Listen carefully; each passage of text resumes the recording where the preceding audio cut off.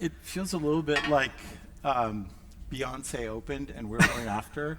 Seriously. Where is Jessica here I still? don't know if she's I here just anymore. was curious if she's here. Yeah.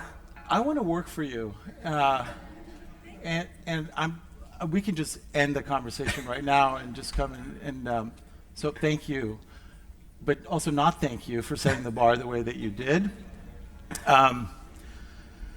So we're not going to try to do what she did because that's one Can't of do it. one, Yep. right? So we're not going to do that. But you have an interesting story from many different dimensions.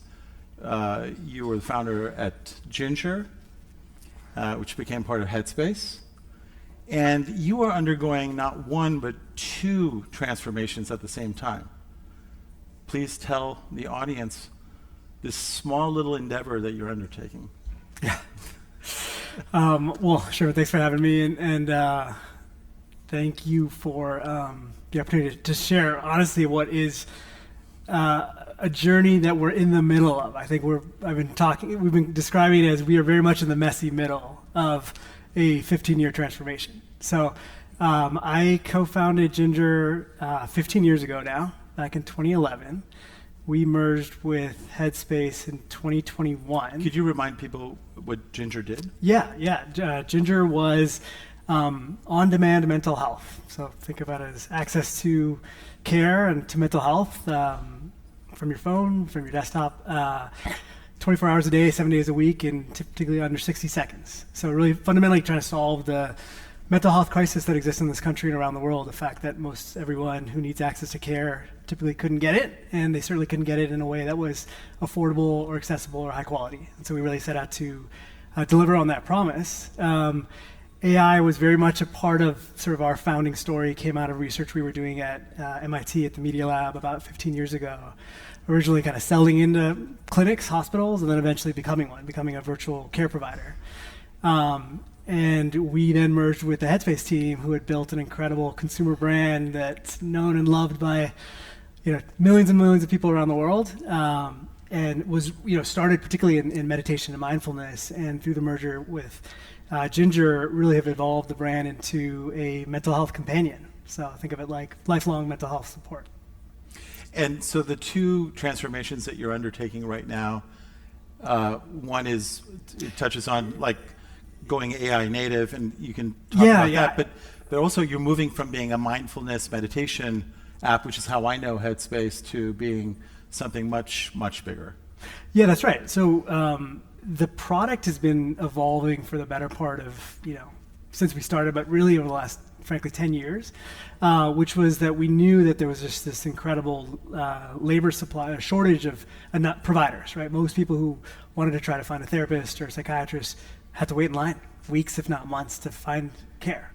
And so we've been leveraging AI since the early days. At the time, it was called natural language processing, and a lot of other tools that were giving our clinicians or care providers superhuman strength, like giving them tools like smart replies so that they could respond more efficiently, more effectively, with higher quality.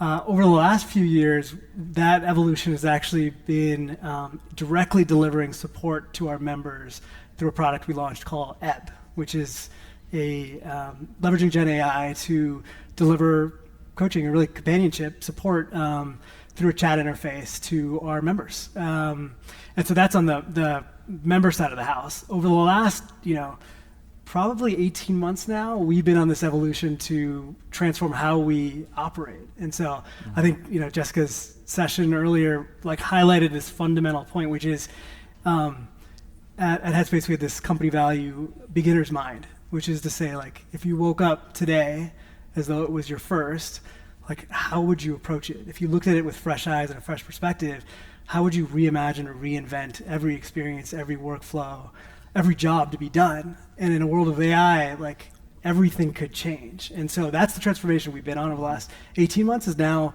clearly in the support function, and this room knows that incredibly well. We've been working with the Crescendo team and deploying AI as part of the member experience, not just as a chatbot, but really kind of transforming that entire workflow end to end. And we've been trying to take that same approach to all other parts of the business, but it's a work in progress. Right. So I have a bunch of questions here, but I'm going to go completely off script. Let's do it. There are rooms similar to this in this city, and there are people not quite as nice and smart as the people that we have here, but similar in other parts of the city, and they're all scared. Yeah. I mean, this is terrifying. The number of layoffs that are going on right now, the uncertainty, and the disparity in outcomes. A handful of companies, and we just saw the filing for SpaceX and OpenAI coming right after it. And then there's the rest of us, right? I don't want to pretend that this is about technology. Mm-hmm. This is something much bigger. Profound, yeah. So how do you orchestrate a transformation when people are afraid they're going to lose their jobs? Yeah. Yeah, no, I think it's the question. We just fielded our 8th workforce state of mind report, which is this report where we survey a bunch of employers, employees, and ask them what's on their mind, like what are they worried about, and AI anxiety is very much at the top of that list, right? I think 92% of employees that we surveyed said that they have chronic stress, chronic strain, like this underlying level of anxiousness. So that's real. And that's clearly, one part, this AI like transformation that's happening. But I'd say that's not the only thing that's contributing to that. And so we think a lot about that, both because we are a mental health company that's offering this service to, employers and health plans all around the country and to consumers who can access the app, but also for our own teams. That same kind of underlying anxiety exists. And I think that I just, in fact, got out of an all hands right before this where we were having this exact conversation. And I think part of this is naming the unspoken, like just calling it out. Like, that is true. You got to connect with courage. There's absolutely this feeling and this fear of what's going to happen.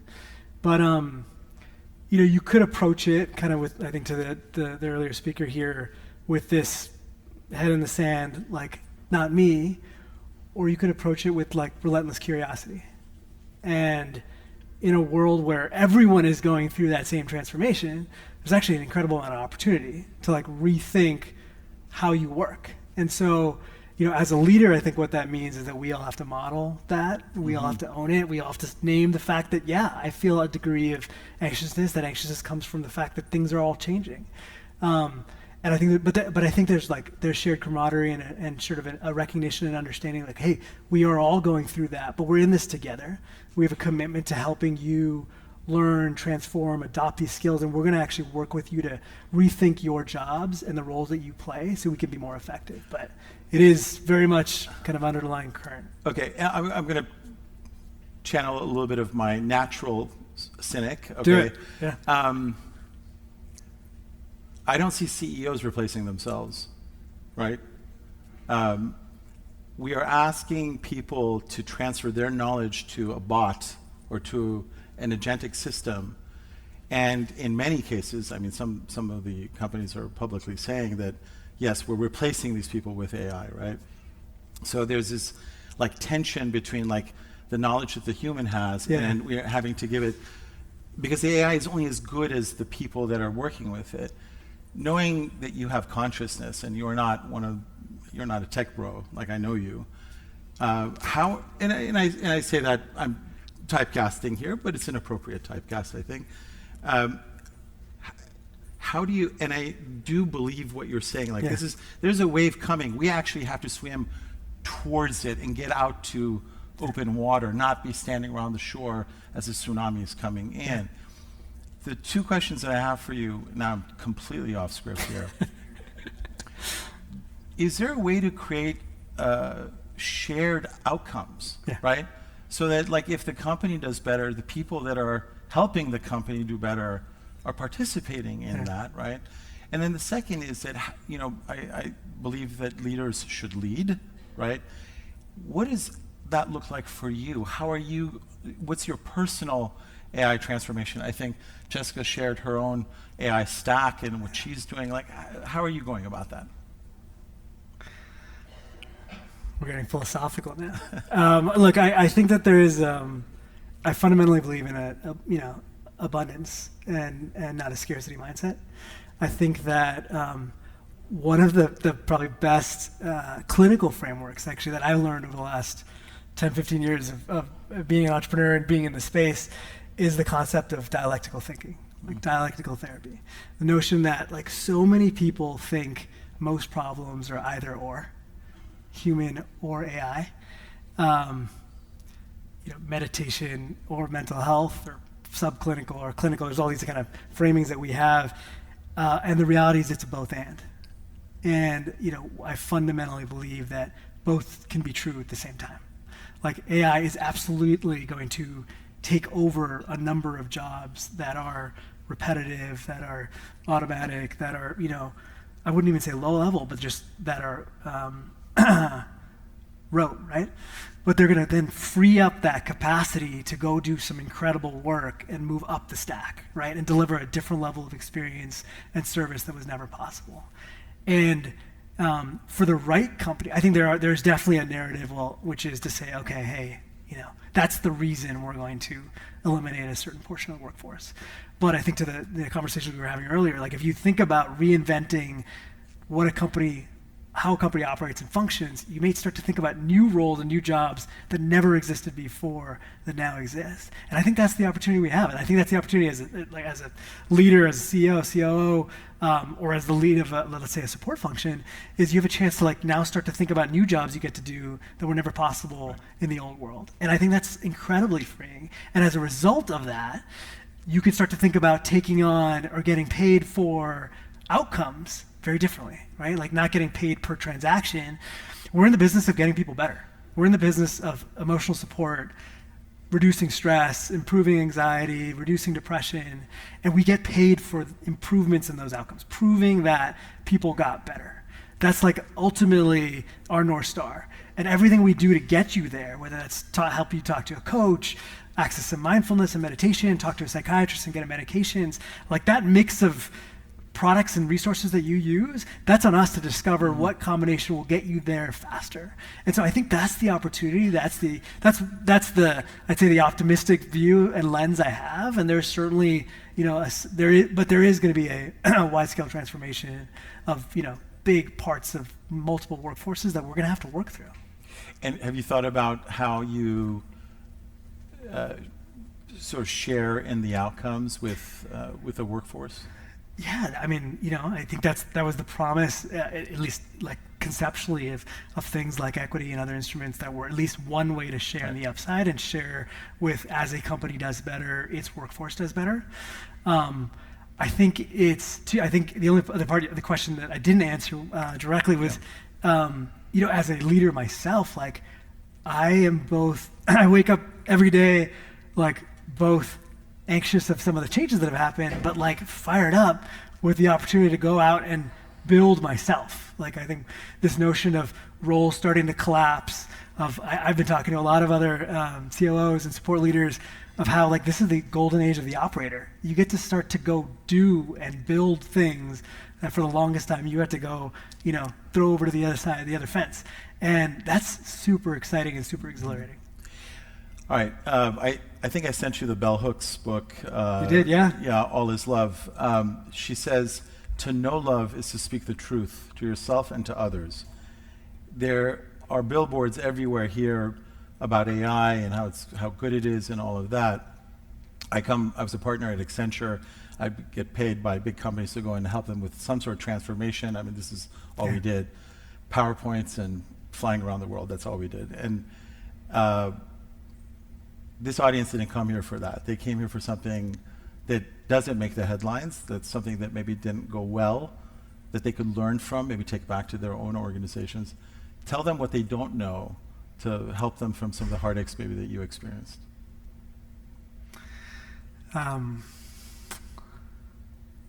This is hard. I mean, being in this space, all of us, this is hard. And I think pretending like it's not, is a recipe for disaster. So, I'd say one of the things that, I don't think I fully appreciated was just how much this is a cultural and people transformation as it is a technological Tell transformation. me more. This is about changing mindsets, like ways of working, and habits take time to retire, right? So how do you do that? How do you get people to change? What's a more effective way of doing Yeah, it? so one of the, it's interesting, I just got out of this training we were doing with our own people leaders. And I give like a talk for probably like 2 hours. And the thing that probably landed the most, which I didn't appreciate, was that about maybe now 12 months ago, like on my calendar, I started blocking a 2-hour slot every week to go just build. I didn't have the time. Like I kept talking about AI, I kept talking about all the ways it was going to change, but I didn't actually create the space to go hands on keyboard, start creating. Like I heard about all these tools, I read about all these like strategies and approaches, but like the number one way to get over the hurdle was actually to start to go just do. And I think we spent probably too much time on the theoretical and the like philosophical and the conceptual and the frameworks and the methodologies and the slides and the, and the how should this work, not how does it work. And I think this room is obviously, like you all are on the front lines, you see this from customers, you see this from support teams, from operational teams, you see like what's working and what's not. And I'd say one of the biggest lessons, again, that we didn't do enough of was actually just spending time carving it out to go build. And then, part two of that was step one of this transformation. There's sort of 4 steps as we've defined, or I think we've learned from others, which was, it started with experimentation, like giving people single player chat experiences. It started to move into operationalization, which is like, okay, like actual component pieces of this. Eventually it's, now moving into like integration, like directly changing workflows. But the end game is reinvention, right? It's like ultimately like changing how this whole system works. I kept talking about the last step, going AI native, reinventing, but there was like a series of steps you had to go through, and you can't skip to the end. You got to walk people through it. It's ultimately about changing mindsets. Are there any questions from the audience before I go back to my off-script questioning myself? Do you want to? Oh yeah, toss the cube. You want to go ahead and toss that and then just see how that? I don't know how this thing works at all. So, I've got a couple of other questions, but I desperately want to see if anyone out there wants something. Just gonna throw it out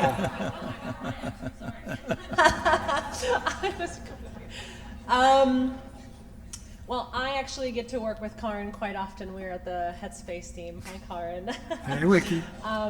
Before I think of something, does anyone else who maybe doesn't work as closely want to take a stab? Great. So I was thinking, like, kind of from the other side of things, we're being asked to question everything, start with the blank sheet of paper. But is there anything that you don't want to, like, you would rather keep, quote unquote, analog, not use AI in? Because I think that would be interesting to hear from your perspective as you've gone through all these shifts. Yeah, such a great question. We, it's actually like the number one question we were asking as we were transforming our product. We've been talking a lot about how we transform kind of the company, how we operate. But we're in the business of mental and emotional support. We're in the business of empathy, of human connection, of, real providers, coaches and therapists and psychiatrists delivering real care. And there's no replacement for that. Like, fundamentally, there's no replacement for that human connection. And so that's very much been a guiding principle is, our mission is the guardrail. We've got to do right by our members. We've got to be members first. We've got to deliver an experience that gets them better. And we can't get in the way of our care providers delivering that care.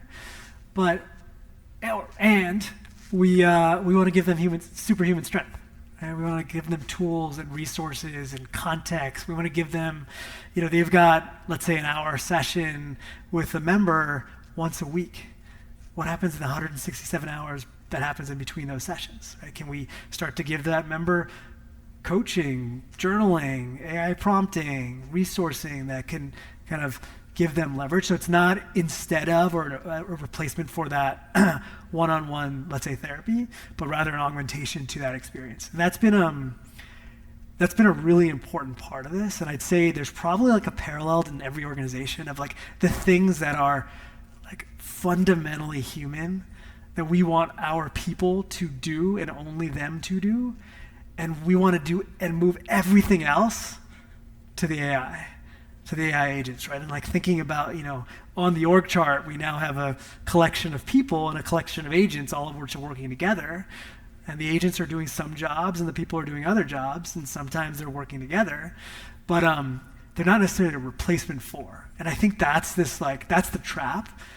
Is that, some jobs shouldn't be done by humans. They were never meant to be. Like that status report that has to get emailed at 9 a.m. every, Monday morning, like it doesn't require a human to have to go in and log in and download and upload and send. Like you can automate some of these things that previously were just like hard to do for, let's say, especially a non-technical person. So I think that's probably the number one sort of guardrail that we have and design principle that we have. And, it shows up in, we've got our clinical teams who connect with our privacy and compliance teams who combine with our UX teams who are like evaluating a lot of these decisions and thinking about when should it be the human and when should it be the AI. That's a great question. We're going to get to the next question. I think you call it out as being EBIS subclinical. Is that, or can you, EBIS their bot, right? So you made a very conscious decision. Who was involved with that decision? Did this go to the board? Do you have outside advisors with medical backgrounds? Like, how do you go about making that decision? Yeah, all the above. I mean, we're effectively a medical provider. We're a medical PC, and we offer clinical care to our members through your employer, through your health insurance, so like Kaiser, Blue Shield of California would cover Headspace for you. So it's a really high bar.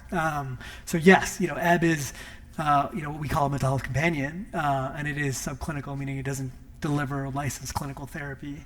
And we think there's a pretty bright line between that.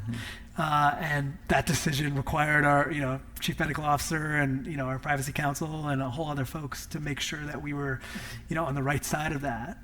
Was there any pressure from investors to use more AI to push more bots?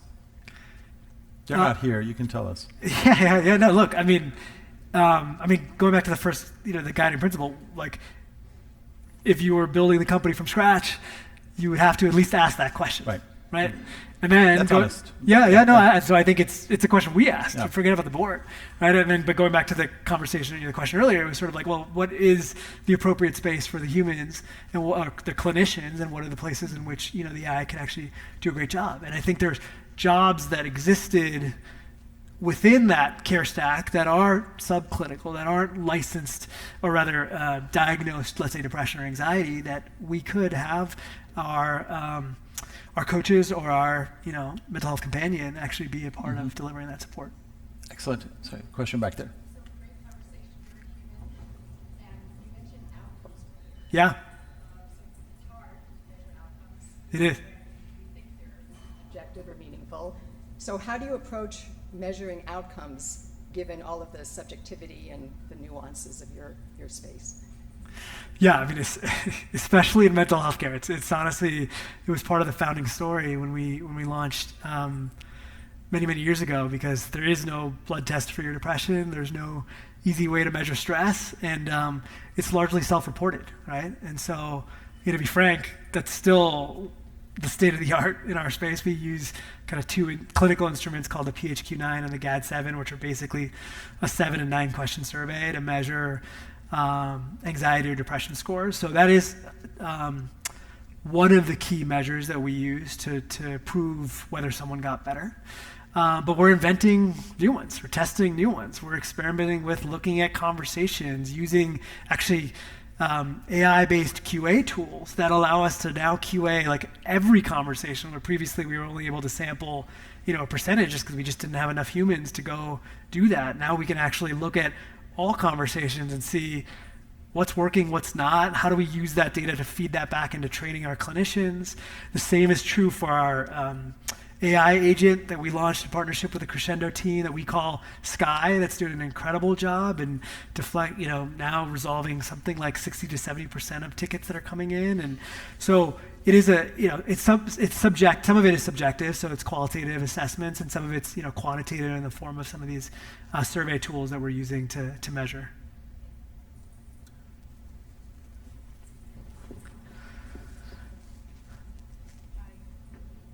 Hello, my name is Aarti, and I head up the Gen AI adoption at DocuSign. So one of the things I've been thinking about is it's so easy for any company to say I can put a wrapper or I could train models and create an application overnight. For example, meditation or coaching, right? I could prompt a model to respond to me. Yeah. How are you dealing with that kind of external pressure to grow and scale the company, as well as internally some of the change management issues we're talking about, right? AI at every level, getting them to adopt it, train, retrain, rewire your whole company. So it's a different thread of leadership which is not which is not seen before. So how are you thinking about that? Great question. I'm sitting here on stage with the mic, but I'm very much, frankly, learning from all of you. So, I'd love to chat with you offline if you've got some ideas and thoughts of what's been working. I can share some of the messy middle, some of the lessons that we've learned right now. Look, I think the prompt, what this technology is unleashing is an incredible amount of creativity and value creation in every industry. And so yes, everyone can now effectively spin up Chat or Claude and say, provide me a custom meditation. Absolutely. So what is it that we offer, right? And I think that's for us, our aspiration is we think of ourselves as this lifelong mental health support, mental health companion. Like meditation is one aspect of that, and in a given day that could be true, but actually what you're looking for is to feel better, to get better, to have emotional regulation, to build resilience. Like that is the outcome that you're striving for, of which that meditation might be one part of that, but we're in the business of getting you better. And so now we are needing to level ourselves up, our product up, our experience up, to make it more personalized, to make it better than just going to one of those experiences and saying, hey, can you provide me this? Because for us, it really is then, okay, what is this comprehensive whole solution that you need to offer? So my hope, and this is kind of this abundance mindset, is it requires all of us to create, and deliver even more value to our customers, right, and to our members, which I think is something that I'm sure in this room, really resonates. And it means that we then need to empower everybody to start to be able to be builders, develop, create, experiment, test. We have a company value at Headspace, iterate to great. And, the first version of it won't be amazing, but we'll get there, right? And I think the number one, the two traits that we've been optimizing for, both as we continue to hire new people at Headspace and as we continue to up-level our own team, is one, relentless curiosity, an ability to keep asking questions, keep learning, and two is speed of learning, right? And continue to be set up the system so we can learn faster. And so those are kind of the operating principles that we've defined so far. But we're on that journey right now, and I think we're trying to learn from the outside. I'm actively hiring for someone to help lead this on our end as well. So I'll put that out there in case you all come across folks who might be doing a good job. I've got a quick question for you. Please. What do you think about people, leaders, measuring the success of their AI transformation based on the number of tokens that are being used by various employees? I mean, I think it's awful, but I'm just curious what you think. I would agree. In fact, I think in our conversation, a lot of what you shared really resonated with me. I think it's, it's not about the inputs, it's about the outcomes. And the whole system is wired about inputs, and the whole system is wired around maximizing consumption. What we see, when organizations, and this is groupthink that we see in corporate mindsets all around. Yeah. When you say like we're going to measure people based on token usage, guess what stops happening? Collaboration.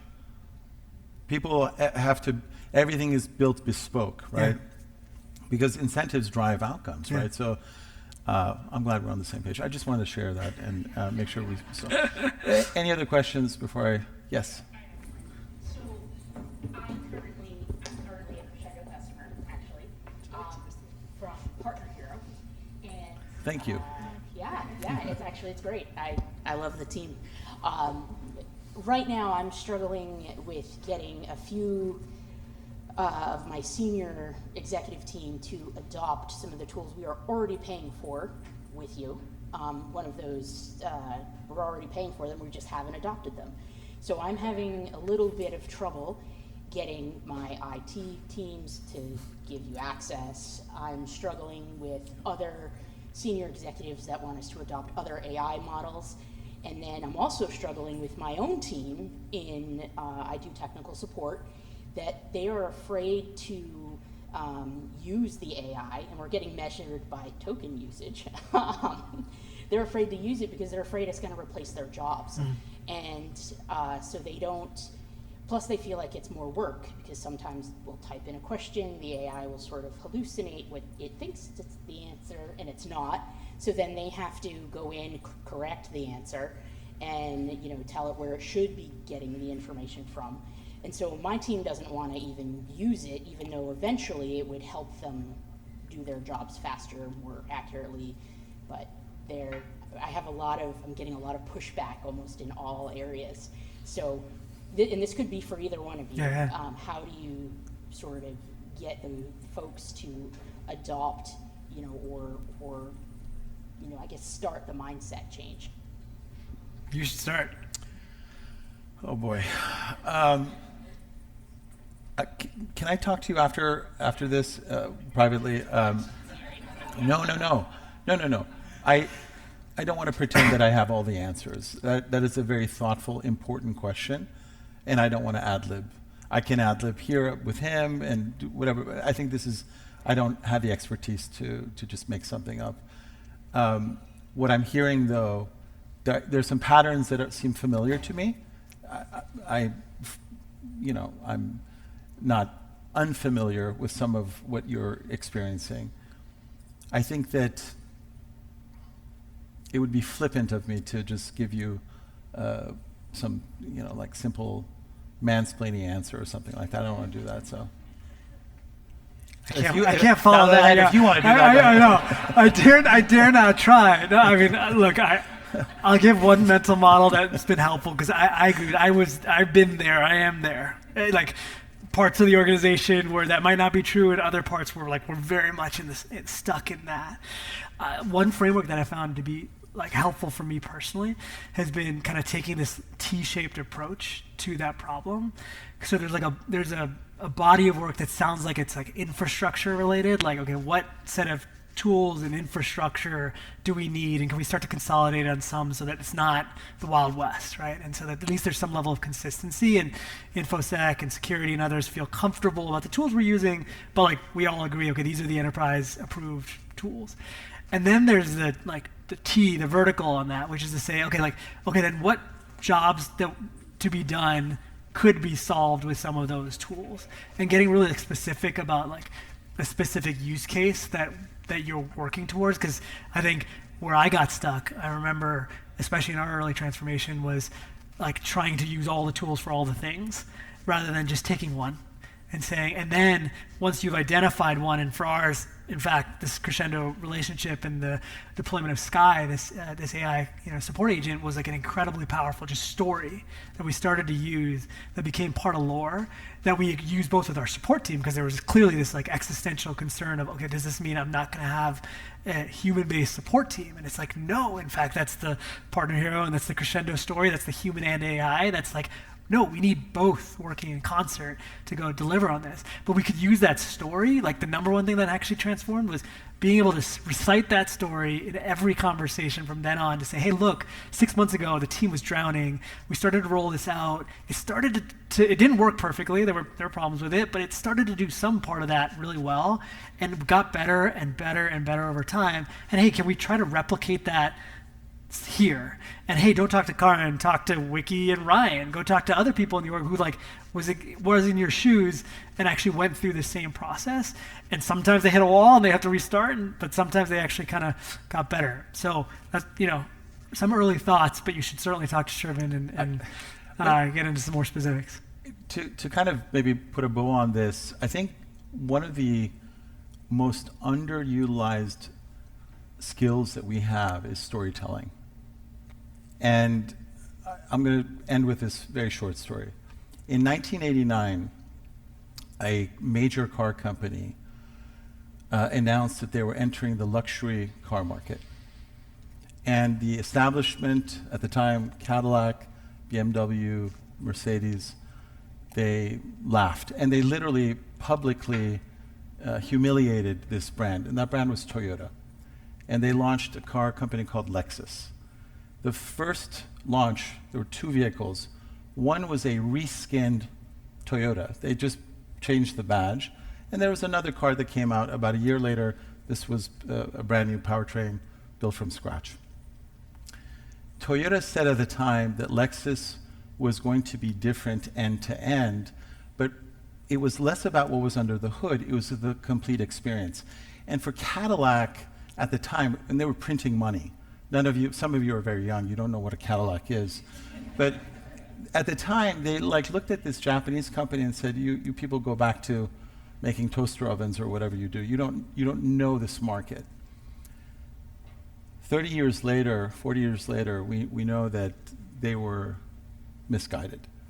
And I think it's hard today to imagine all the opportunities. I'm going to lean into some abundance too. It's not my natural take, but I'm going to lean into it right now.